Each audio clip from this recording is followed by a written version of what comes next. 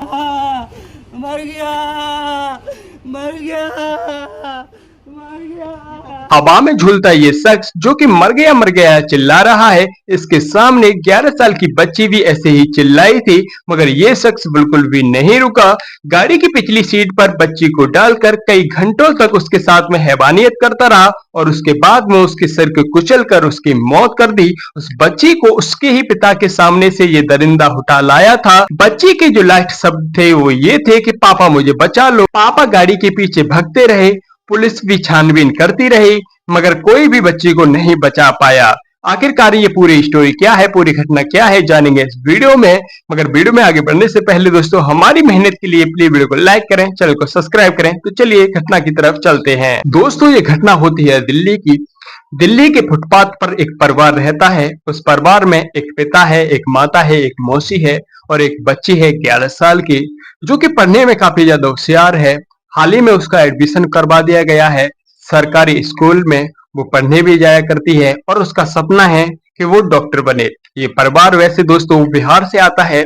बिहार में इनके पास में इतनी खेती बाड़ी नहीं है कि ये अपना बिहार में जीवन व्यतीत कर रहे हैं। इस वजह से ये बिहार में छुट्टियां मनाने जाते हैं, छुट्टियां मनाकर फिर दिल्ली में आ जाते हैं। इनके पास इतने भी ज्यादा पैसे नहीं होते हैं कि ये कमरा लेकर दिल्ली में रह सके, तो ये परिवार मजबूर है फुटपाथ पर रहने के लिए। और वैसे भी बहुत से ऐसे परिवार होते हैं दिल्ली के अंदर जो कि फुटपाथ पर रहते हैं, तो ये भी फुटपाथ पर रहते हैं।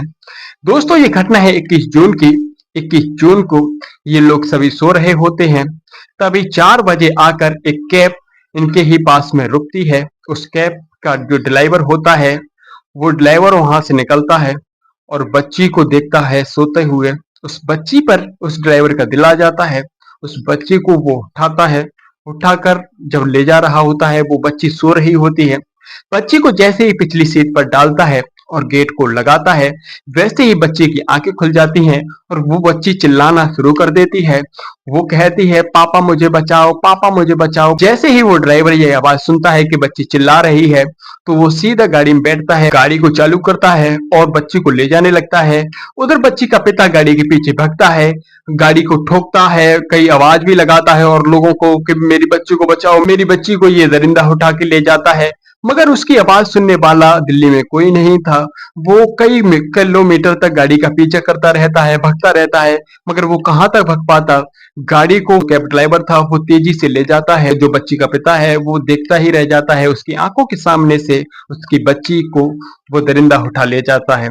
उस बच्ची के पिता की भी समझ में आ गया था कि जो बच्ची को मेरे को उठाकर ले गया है, वो पैसों के लिए तो ले गया नहीं है, क्योंकि हम इतने ज्यादा गरीब हैं तो कोई पैसों के लिए हमसे क्यों डिमांड करेगा।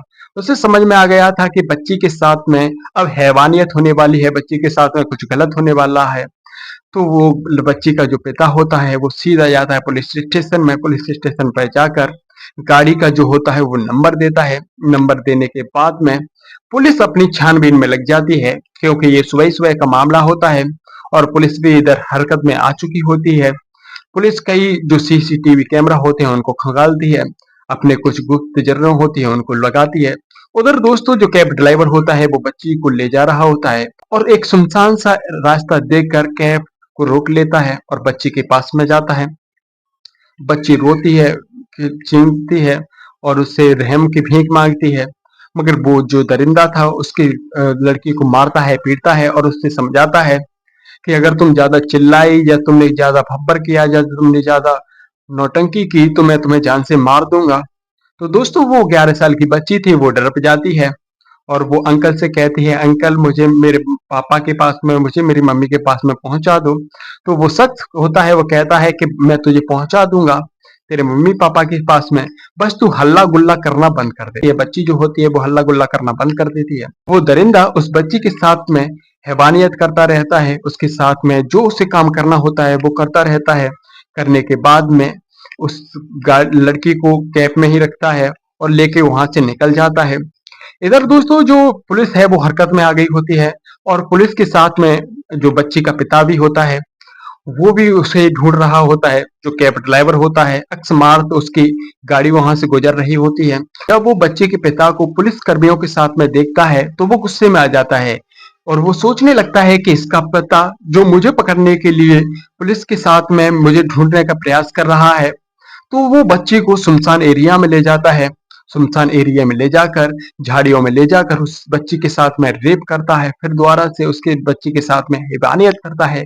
हैवानियत करने के बाद में वो जो शख्स था वो गुस्से में पागल हो गया था, क्योंकि उसे पता था कि ये बच्ची का पिता है, उसने मुझे देख लिया है और वो ढूंढने का प्रयास कर रहा है। मेरी गाड़ी का नंबर भी उसने ले लिया है। पहले तो वो शख्स जो बच्ची को छोड़ने का प्लान बना रहा था कि ये गरीब है, इसकी कोई वैसे भी नहीं सुनेगा, पुलिस वैसे भी नहीं सुनेगी, तो मेट्रो स्टेशन पर मैं इस बच्ची को छोड़ दूंगा। मगर अब वो गुस्से से पागल हो गया होता है।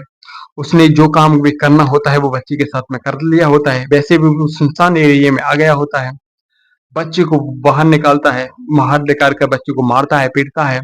बच्ची ढली रह जाती है।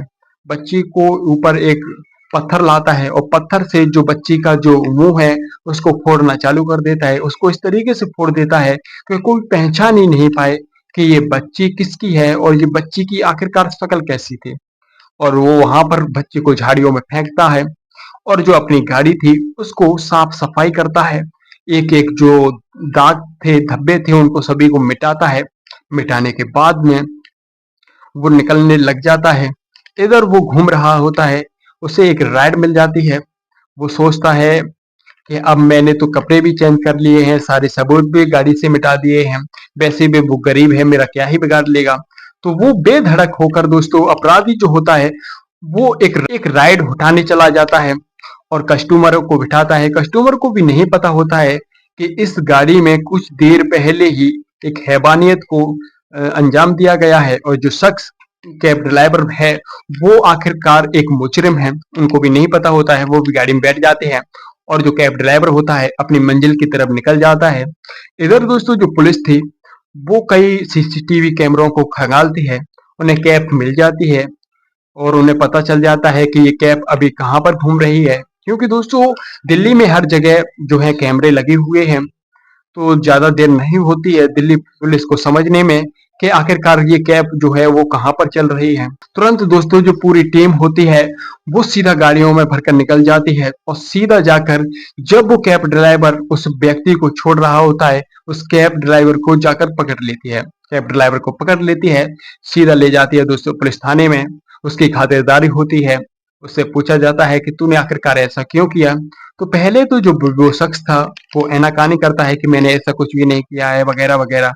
मगर जब उसकी गाड़ी की तलाशी होती है तो गाड़ी में उसने कितनी भी सफाई कर ली थी, मगर कुछ कुछ जो खून के छींटे थे, दाग थे, वो दिख रहे थे। तो फिर दोबारा उसकी खातिरदारी होती है, तो इस बार वो कबूल कर लेता है कि हाँ, मैंने बच्ची इनकी उठाई है और इनकी बच्ची के साथ में मैंने हैवानियत की है और उसके बाद में मैंने उसका मर्डर कर दिया है। ऐसे ऐसे उसकी लाश जो है वहां पर झाड़ियों में पड़ी हुई है।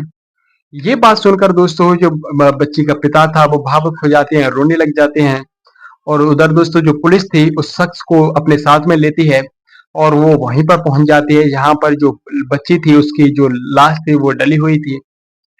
उस बच्ची की जो लाश थी उसको ले जाती है, पोस्टमार्टम के लिए लाश को भेज दिया जाता है। मौके पर पुलिस को जितने भी सबूत मिले थे, बच्ची की जो रिपोर्ट थी उसके आधार पर जो शख्स था, कैब ड्राइवर था, उसको जेल में भेज दिया गया है। मगर अभी तक बच्ची को इंसाफ नहीं मिला है, क्योंकि कोर्ट का कोई भी फैसला नहीं आया है। ना तो ये लेकर के इस जो शख्स है इसको उम्र कैद दी जाए या इसको फांसी दी जाए, अभी ये सब नहीं हुआ है, खाली इसको जेल में भेज दिया गया है। जैसे भी कुछ अपडेट आती है मैं आपको बता दूंगा। मगर दोस्तों दिल्ली के अंदर हो क्या रहा है, एक के बाद एक कई अपराध हो रहे हैं, कई हत्याएं हो रही हैं, कई रेप हो रहे हैं, कई हैवानियत हो रही हैं। आखिरकार दिल्ली सरकार कर क्या रही है दोस्तों? ऐसे हैवानों से अपने बच्चों को, अपने परिवार को बचाएं, क्योंकि आज की डेट में कुछ भी पता नहीं है कि कौन आपके परिवार पर नजर रख रहा हो। इस शख्स ने जो दरिंदगी की है वो मुझे नहीं लगता कि इसने एक दिन में ही उस बच्ची को देखकर टारगेट किया है या अचानक उस बच्ची को उठा लिया है। ये पहले से ही उस बच्ची को देखता रहता होगा। उस बच्ची को देखने के बाद में इसे पता होगा कि ये कब लोग सोते हैं, कब जगते हैं, तभी तो उस बच्ची पर इसने हाथ लगाया, उसको उठा लिया। तो अपने बच्चों को सावधान रखें, खुद सावधान रहें, ऐसे दरिंदों से दूर रहें, क्योंकि आज की डेट में पता नहीं है कि कौन आपके साथ में विश्वासघात कर दे। तो मैं उम्मीद करता हूँ दोस्तों आपको ये वीडियो काफी ज्यादा पसंद आया होगा। वीडियो को लाइक करें अगर पसंद आया है, चैनल को सब्सक्राइब करें और हमें सपोर्ट करना ना भूलें दोस्तों। मिलते हैं अगली वीडियो में। जय हिंद दोस्तों।